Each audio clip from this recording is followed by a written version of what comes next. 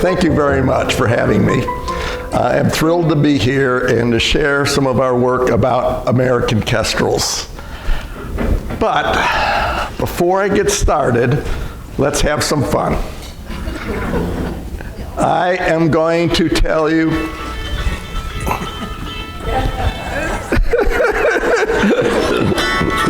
Did I silence it? That's not the fun. I'm going to tell you three facts that I will call sort of career accomplishments to sort of give you a little background on myself. Two of them are true. One of them is false. I want you to guess the false one. Fact one, I have done field research and observations on birds on all 7 continents on this planet. Fact two, I once upon a time published an article that was featured on the cover of Science. Science is the foremost scientific literature publication in the world. Fact three, I once gave I'll call it a tandem seminar with the foremost evolutionary biologist in the 20th century. And that was Ernst Mayr, okay? Ernst Mayr. You heard Charles Darwin?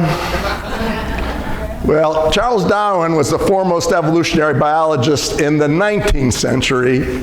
Ernst Mayr was probably the foremost evolutionary biologist in the 20th century. He gave us the biological species concept, and that's the simple concept that we most use to identify a species, that if a male and female mate and produce a viable offspring, that would indicate they are in the same species.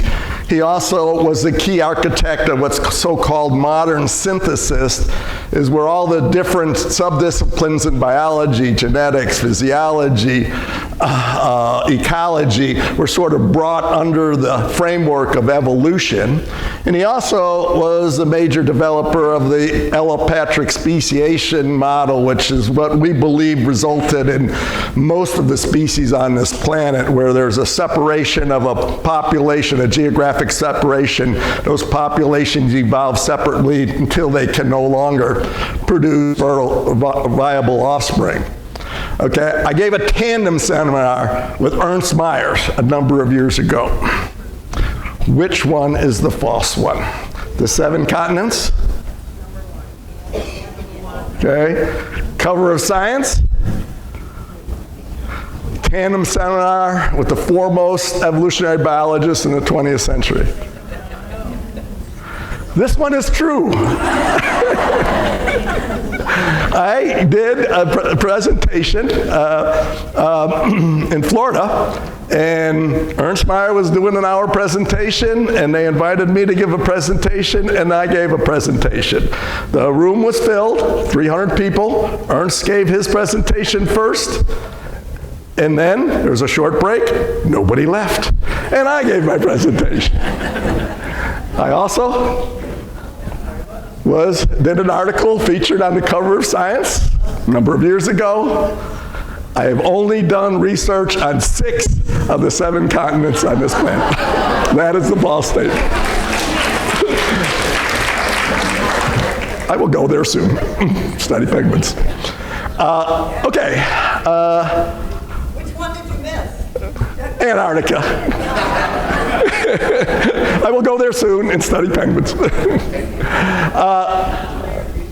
How many of you are bird enthusiasts or bird watchers or have a bird feeder in your garden? Okay, awesome. How many of you hate birds? Well, that's good, because I'm going to talk about birds. Okay. How many of you know what an American kestrel is? Okay, sweet. Okay, it's a little falcon. Okay, it's a little falcon. It's the most abundant raptor in North America. It has about a 24-inch wingspan. So the first question is why study American Kestrals? Well, I think they are absolutely cool. They're feisty, badass falcons. Okay, they beat the crap out of red-tailed hawks and golden eagles.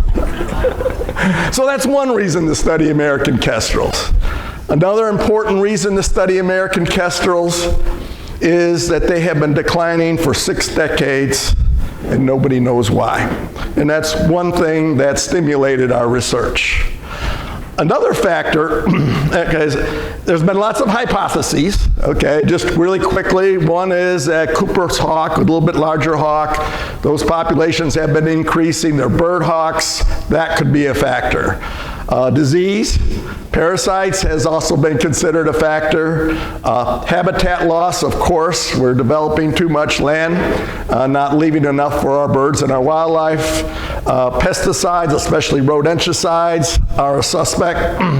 Climate change, of course, is always of concern. So our research is trying to address what of these factors might be important in the decline. We don't know. We don't know what the cause of this decline is. A third reason to study American Kestrals is most of the work has been done on the breeding season. They nest in cavities, and it's pretty easy to monitor nest boxes and study their breeding ecology, but very little work has been done in the winter. So our research has focused on the wintering ecology of the American Kestrel.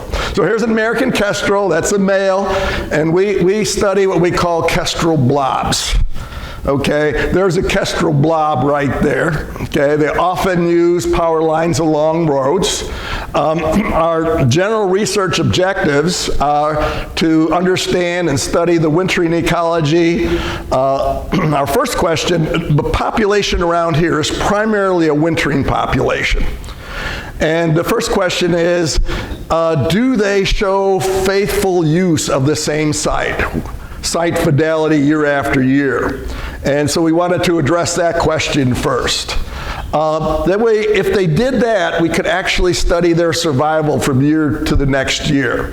So that was our next objective. And then we wanted to, this is a wintering population, we don't know where they go in the breeding season. So we wanted to take the next step and see if we could track them to their breeding environments, presumably up north. So first of all, they are a dimorphic species. Okay, the male is on the left, has a pretty blue cap, gray blue cap, and the pretty blue wings. Also, there are several different characteristics on the tail and the breast. The breast of the male is relatively orange. The breast of the female is very streaked. She has brown wings. Our study area is Denton County, so a little bit north of here. We study the entire Denton County. All those spots are where we have captured American Kestrals. How do we catch an American Kestrel? We use what's called a Belchatry trap. It's been around for a long time. The simple concept is a cage with a lure animal. We primarily use Heiss mouse, and then we tie nooses out of monofilament fishing lines. Okay, this is our own design. We got a pointer here, and we call this the runaway trap, runaround trap, okay, or racetrack. And the mice, we build this little corridor, and they just keep going around and around and around, which is great for attracting kestrels. We think our BC trap is the best. It works sometimes. Let me give you a video here. This one we used a GoPro. That's one of our technicians, Katie Sinar. We normally drop, oh, okay, it's stuck. Okay, she dropped it. Normally drop the trap on the fly, so we're moving slowly in a safe place along the roadside. In this case, we actually stopped so we could set up the GoPro. So we spotted a kestrel perched, and if everything works out, the kestrel won't flush. The Kestral is now looking at it. Sometimes they fly in closer and they'll bob their heads and they'll bob their tails. Notice the mice are running around the trap. That's what we want. Here comes the Kestral. This is a female. Jumps on the trap. We want to do a Kestral jig where they do a little dance, dance, dance, and then they get caught. Okay? When we're sure they're caught, we're back in a vehicle. The vehicle acts as a blind. We come roaring back. Okay? Katie's got to run into the scene and grab the Kestral. Come on, Katie, where are you? Come on, Katie. Katie. There she is. And she handles the Kestral. Everybody slaps high five. We got one. The lady on the right was one of my PhD students, Kelsey Biles, and we canned them. It's a nice, safe way to hold them, and it actually relaxes them a little bit for processing.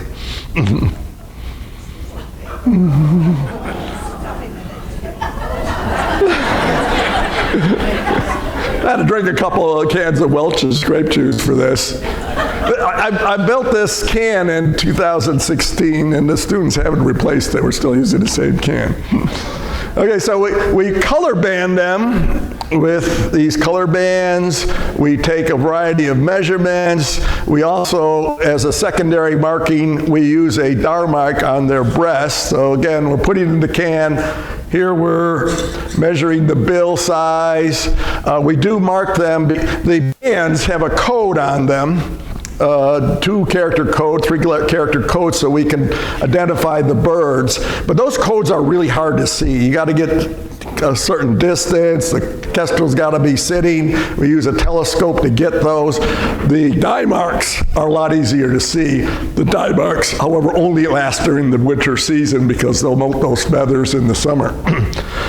So you can see the code here, DP over here, and then we release the Kestral. And then we observe them. We come back, my students come back at various intervals, and we try to determine what they're doing in their presence. We take a lot of behavioral data. We have these 30-minute observation sessions where we called spot observations. Every 30 seconds we record whether they're perched, whether they're flying, whether they're preening. We record how many foraging attempts they make, if they're successful, what the percentage of successful, any interesting behavior, pairing, copulation, etc. One of the first questions are, sort of, do they stay in the same spot? So this is very early in the study. This was a Kestral PH that I trapped right by my house, and every weekend I went by and looked for it, and those are all the locations, and you can see it just uses fairly small areas. So over the winter they do set up territories, and they're very reliable on those territories. So the first question is site fidelity. I started this project with some undergraduate students in the winter of 2016 and 17. We're still learning how to do it. I had classes, the students had classes. So we caught 19 Kestrals in that first winter. And the next winter, this is what we were looking for, the winter of 2017 and 2018, 11 of those 19 Kestrals returned to the same exact area where we trapped them. So they have site fidelity, okay? Almost 60% of them returned. Now we've added much more data to that, and over this many years, 4 years of study, where we looked at the return of 123 Kestrals, about 48% or so returned to the same territory year after year. So now that we know they return, we can measure their survival by going out, checking them every year, and seeing which ones return and which ones do not. Now, with us data, we come up with survival history. So we mark every year they return. Sometimes they miss, probably because we miss them. And we can calculate. We do this pretty complex modeling procedure called program mark, and we can estimate with some reliability their survival rate.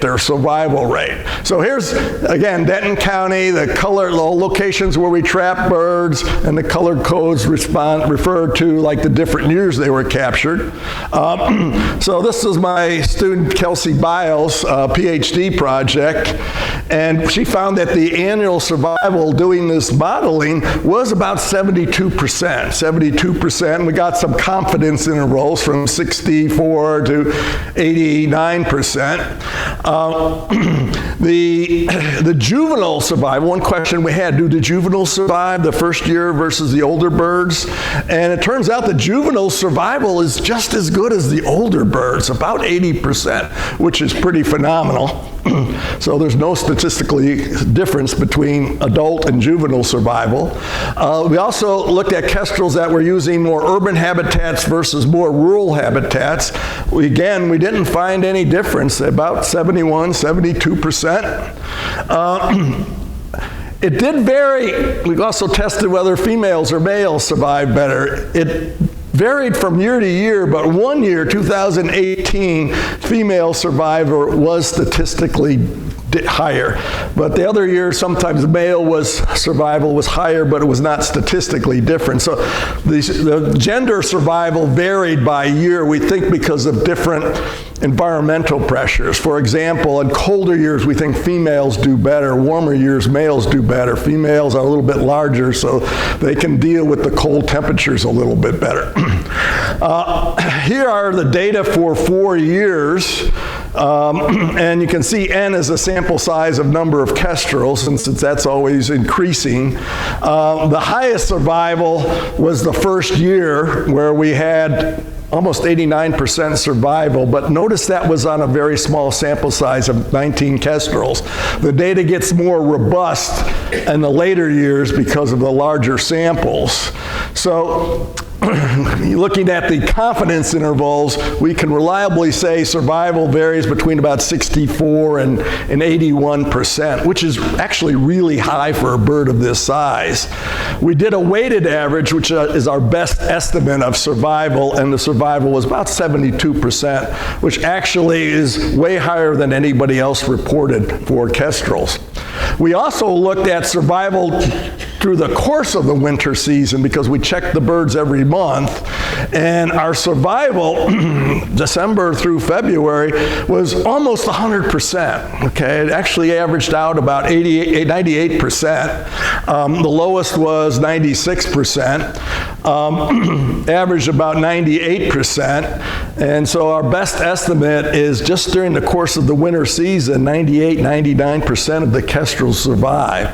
Now, interestingly enough, if we take our data from the best year, which is 2019 and 2020, the annual survival was 81%. And we only lost 1 or 2% during the winter season. So that means of the mortality, 16% happened outside of the winter season. Apparently, probably on migration. So we're getting a clue to what might be impacting the kestrel population. So just a summary of this part of the work. Survival was very high, about 72% from year to year. Our estimate is way higher than any other research on kestrels.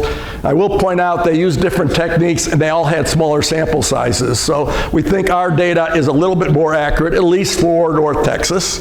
The data also indicates that they're surviving well in the winter, so the majority of the mortality is occurring outside the winter season. And even though we did not find a difference between urban and rural, we still suspect urbanization might be a factor in their decline. And this points out that we really need to understand survival during their post-fledging, after they nest activities, their first fall. Interesting pattern. One of the undergraduates that participated in this project, we all give them a separate project. This was an undergraduate project by Brooke Popland. And you think of birds being early, right? You get up early. I used to think that too, but kestrels in the winter are late sleepers. I used to get up at 6 o'clock, there are no kestrels. They didn't start showing up at 9 o'clock. As it turns out, their foraging is really, in the winter time, very weather dependent, okay? So as the temperature goes up, they do more foraging attempts. So they are actually more common midday and afternoon here in North Texas than in the morning. And if you look at their success, number of attempts that resulted in a successful prey, usually grasshoppers, it also increases with the warmer temperatures. So interesting pattern. One of my undergraduate students came across this behavior. What is happening here?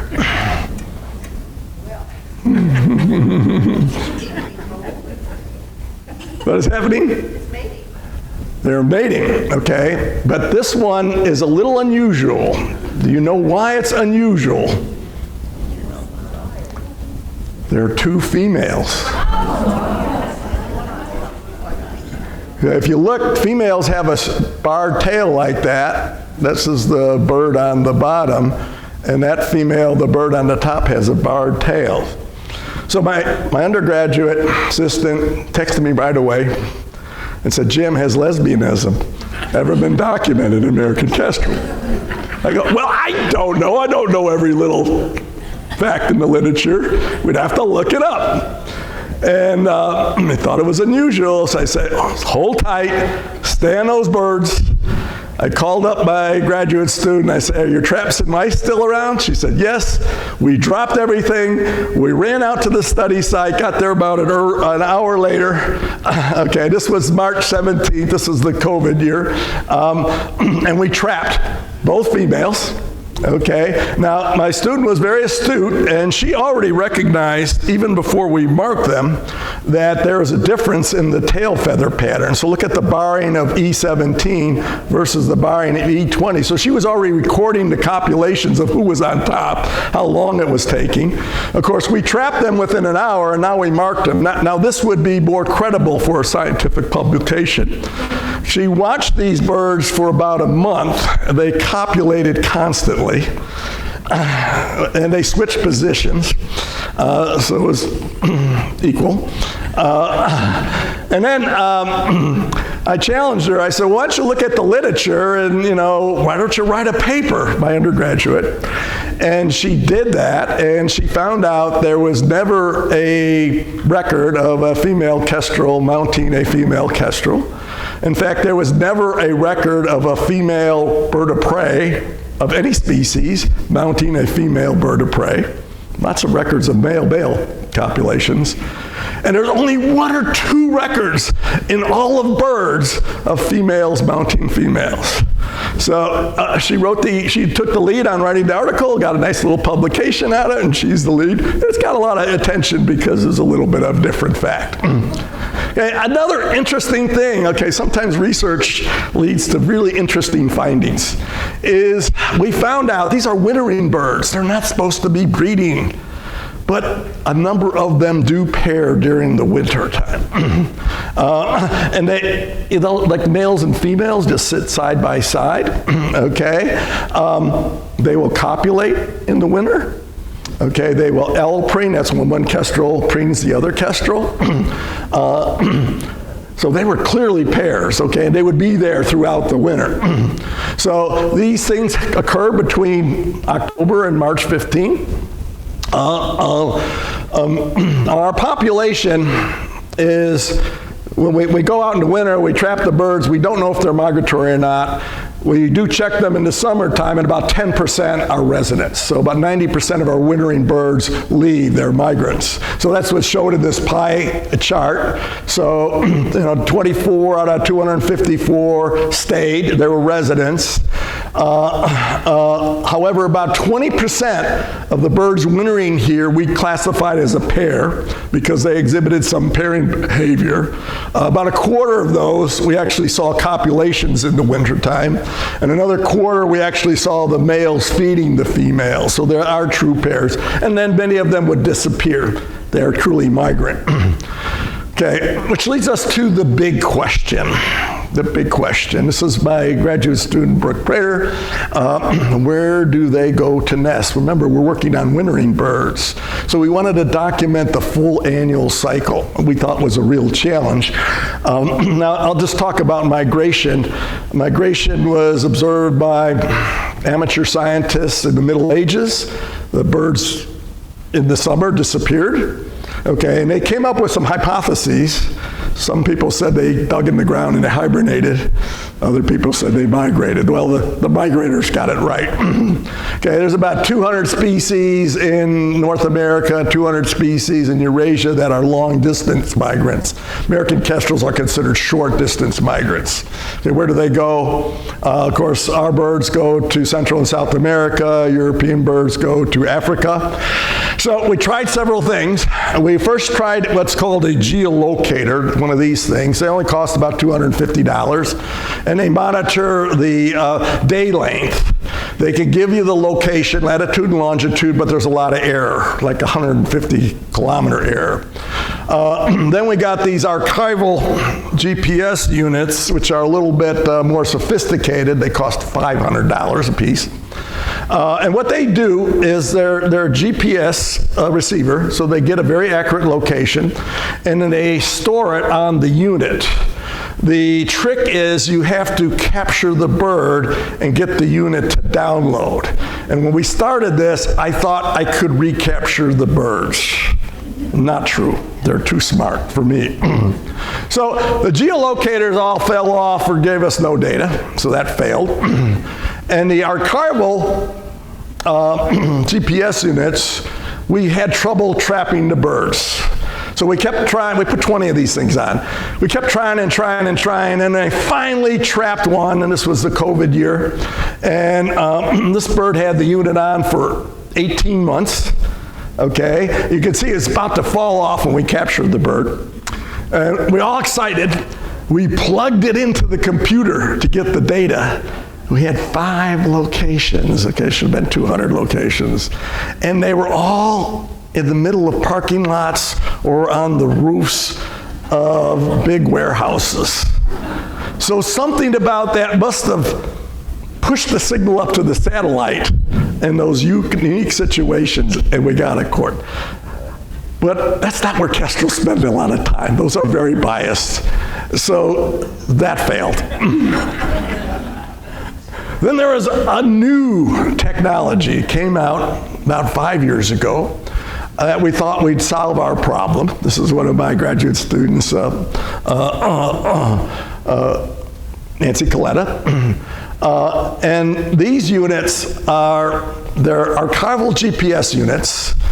They get very accurate locations. They store them on the unit, but they have the ability to do a remote download. If we can find the bird, get within 100 meters, we have a download technology that's supposed to download the data. $1,200. Okay, so we got some funding, okay, we put a bunch of these on, like 70 plus on, okay. First year, we put 20 units on, okay. 7 of the birds returned.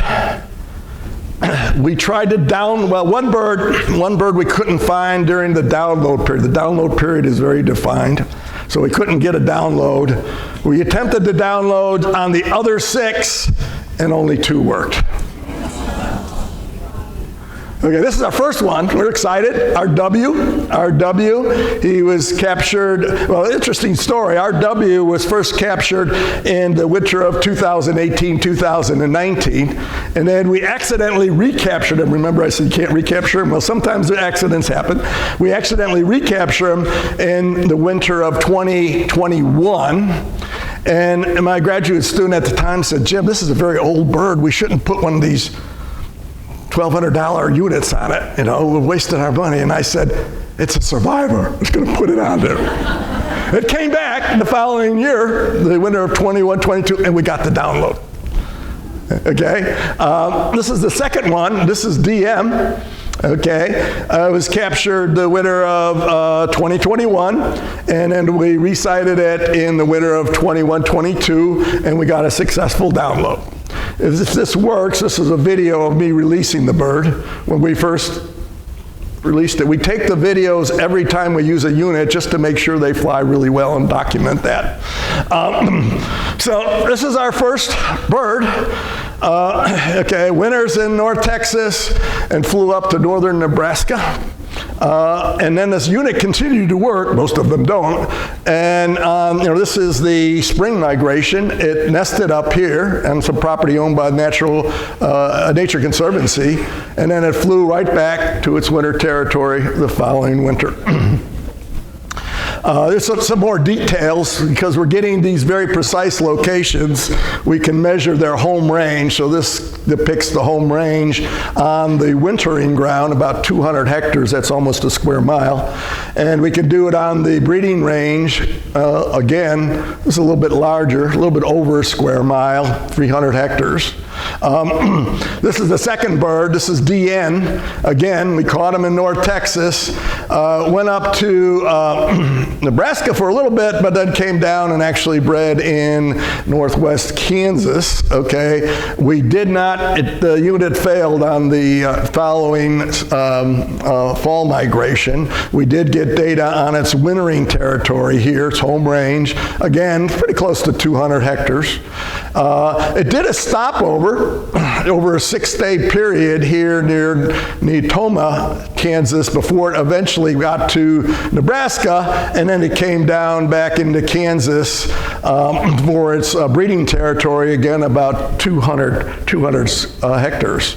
So second year, we put 24 units on. Okay, hopefully they'd work better, right? Only 6 birds returned. Okay. 4 of them failed to download. We got data on 2. Okay, this is one of the returning birds. Actually, Conserve and Denton, that's the power company, reported this to me. The bird was electrocuted. We couldn't get any data from that unit. It was fried. This is one of the birds we were successful with. Again, was originally tagged in the winter 21-22. It came back the winter 22-23. We got the breeding location of EW. Now this is a rather famous bird. This is the second bird we got a little data for, and that's E78. We had a crew from the Audubon magazine come down a couple of years ago and put an E78 on the cover of that picture. We didn't know it at the time. It was during the winter time. And then I got a call from a researcher in Kansas that was studying Kestrals, and he goes, "Do you mark bird?" I think I got, he said E76. Okay, showed us a photograph and it looked like E76. We didn't put a tracker on E76, but there was some dirt here and made it look like an E76. It was E78. And he knew where they nested since he was monitoring them. And I said, let's not take a chance and wait for it to come back and not have a successful download. So my graduate student and I ran up there. We trapped it at the nesting region, and we were able to plug it into the computer and get the data on its spring migration.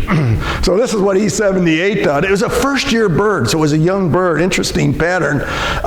It like went over the place on its spring migration. So it went over 1,200 kilometers, but it was going back and forth. So it went up to Kansas, came back to Oklahoma, went back to Kansas, and then eventually nested here at Willow Springs, Kansas. So it was actively migrating for 10 days, but it ended up only about 600 kilometers north of its wintering area. We did the home range analysis, and again, it's very small in the winter time. Interestingly enough, it made several stopovers. Again, this was its first northward migration, so it stopped over 3 days at Whippoorwill, Oklahoma. It then stopped over at Humboldt, Kansas for a couple days, then went down south to Bartlesville, Oklahoma, where it stopped for over 5 days, and then shot up to Willow Springs. And we did get home range. It was really small. We were up there, that's where we trapped the bird. It seemed to be a very productive home range, so it was a very prey-dense site, so it probably didn't need a very large home range.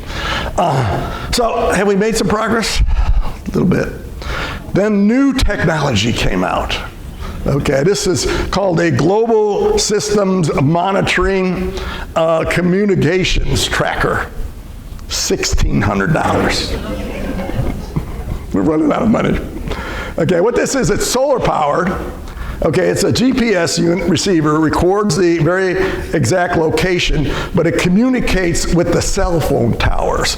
So the downloads periodically when it comes close enough to a cell phone tower.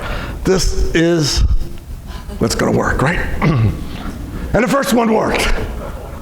Okay, so we tracked it here. This line here is what it was shipped from the factory from New York. Okay, it nested in a winery in southwest of Rapid City, South Dakota. Okay, the unit continued to work on its next fall migration. So it went over here to Wyoming, spent some time in Nebraska, did a couple stopovers, and eventually returned right to its wintering territory in North Texas. A second one worked. Second one worked too. So again, this is where it was wintered, MC, and we got some data. It started early in March. That's my birthday, by the way. And only in 5 days made it up to its nesting area in Kansas. And all in all, okay, we got data on 7 birds.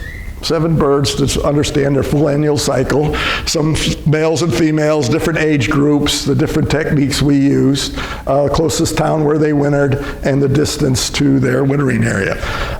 So anyway, just to sort of sum up these data, so we're starting to answer that question. They winter in Denton County, Texas. Okay, this is one of our first birds, our second bird, third bird, fourth bird, fifth bird, sixth bird, seventh bird. Okay. 3 in South Dakota, 1 in Nebraska, 3 in Kansas. Okay, there is some pattern here. Okay, first of all, this is called connectivity. That is, birds in one wintering area have a tendency to breed in one relatively small breeding area. So all of our small sample size bred in a 3-state area, Kansas, Nebraska, and South Dakota. Interesting is the pattern. So this is the bearing to where they ended up from the wintering area to the breeding area. And it's pretty amazing. We have one outlier, that was E78. The rest of them pretty much go north-northwest, okay? And then the average is about 342 degrees north-northwest. So we have a hypothesis to explain this. We have primarily western prevailing winds, and when those young birds make their first fall migration, they're blown to the east. Okay, so our hypothesis is they're genetically programmed to go north-northwest to sort of compensate for that wind drift that they receive in their first southward migration, which would bring them back close to their natal territory, where they were successful, so they're likely to maybe find successful habitat. So preliminary findings, spring migration, pretty much early March, they take off. They arrive on their breeding territories between mid-March and early April. Fall migration, they take off late August throughout September. They arrive in North Texas from in early October. Fall migration, we got, as far as distance, varies from 650 to over 1,340 kilometers, average 900 kilometers. Interesting migration speed, it's a lot faster in the spring. They're eager to get back to their breeding territories. On their southward migration, about half the speed, they're taking it easy, just lollygagging around as they make their way south. The first-year Kestrals especially did a lot of stopovers, which makes sense. They're sort of exploring and learning the whole migration route. I'm just going to sort of end up with my most recent graduate student, Brooke Parson. She got married and changed her name on me. And this is the last couple of years. She continued our radio tracking work, and she wanted to document their wintering home ranges. And really important, she wanted to understand where they were roosting at night. It's never been, essentially never been studied in the winter. So again, we're using the same techniques. We trap the birds. We put a VHF, very high frequency radio. They only cost about $250. And then you have to manually track them with a directional antenna. So she did a lot of that. And what she wanted to do is compare how much the different habitat types. She classified the habitats in North Texas into 12 different categories and see how much they use these habitats. And so here's some of her data. This is the home range, okay? This is what's called the kernel density estimator. So it's the probability where you'd find the kestrel 95% of the time. This is the core area, where probability where you'd find the kestrel 50% of the time. And you can even see by this one example that they tended to use grassland prairie adjacent to the road. And they tended to avoid the developed areas, the red, and they actually tended to avoid statistically the pasture and hay. So we're learning a lot about their use. One of our interesting findings is there's a difference between males and females. The males use areas with a little bit of wooded area. The females, more open. This is an open grassland species. So what this supports is the females are bigger, badder, tougher. Okay, they rule the roost, so to speak. Okay, they basically defend the best quality territories and push the males to the more marginal quality territories.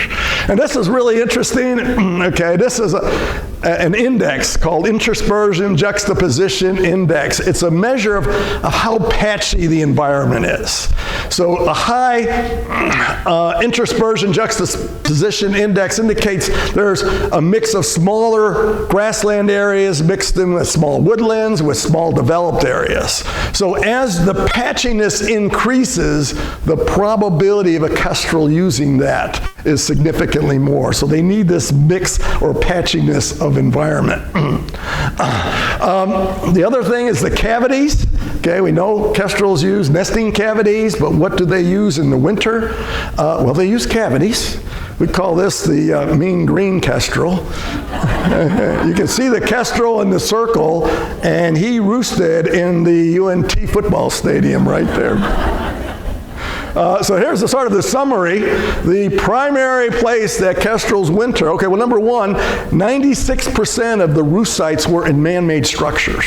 Only one was at a natural structure. Most of them are in eaves. Could be eaves of your house or a shelter. The second most common is these transmission lines. These big transmission lines, these arms, these 6 arms are hollow, and there's a bracket here. The kestrels can either enter from the top or the bottom, and that's where they sleep, and the residents will nest in there as well. And then any old crack or hole in a human structure is used. Okay. I want to thank all our funders, including the American Garden Club gave us a significant grant. And especially, I want to thank all the students that participated in this project and hopefully learned something. And I'll be happy to answer any questions.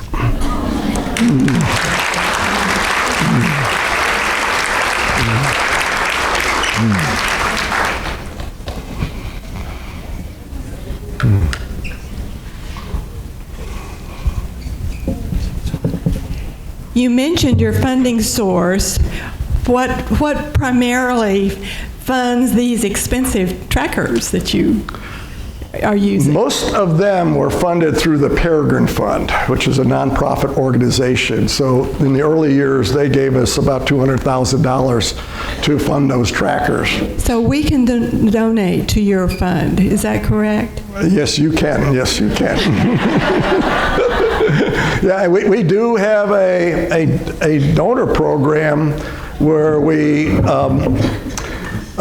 give people an opportunity to ride along with the trapping team for a morning, and we ask them to provide $250 for a donation. And again, it's an ask. Okay, I had once a lady say, "Could you do it for $100?" I go, "Sure." And she had a great experience, and she gave us $250. Jim, I wanted to ask, how do you connect the tracker to the bird? Okay, we tried several different techniques, but the technique that works is a backpack harness. So it's basically straps around the wing, but they're fixed together either in a leather patch or some shrink wrap to keep the straps from abrading the wings when they fly. And then it's just a backpack on the back. And we've done some study comparing survivorship to just banded birds, which we feel have no impact on their survival, to birds with backpacks. And to survival, the return rates are equivalent, okay? So we believe that our technique does not interfere with their survival or behavior. And we've had these units on, and they copulate, they raise babies, the whole bit. Okay. Any more questions? Okay, well, we really thank you for coming and sharing your story today. So we appreciate it. Thank Okay, you. I enjoyed it. Thank you very much. I appreciate you guys.